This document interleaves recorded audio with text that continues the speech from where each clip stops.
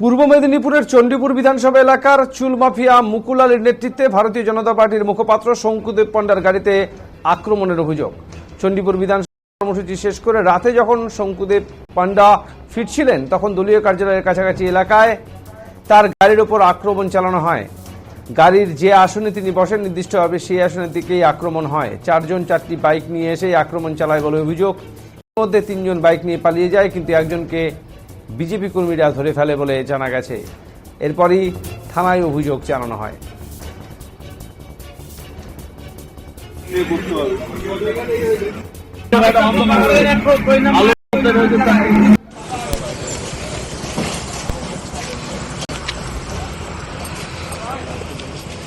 রাজু হাসদা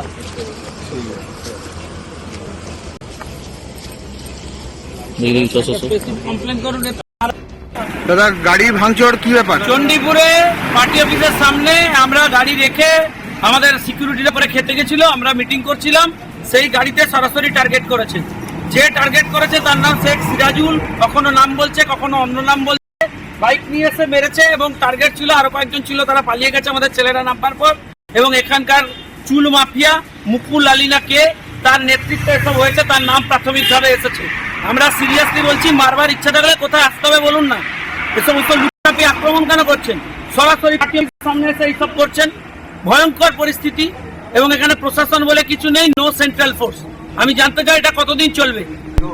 এই জিনিসটা বন্ধ করবেন নাকি আমরা স্পেসিফিক্যালি পুলিশের এগেনস্টে ইলেকশন কমিশনে যাব?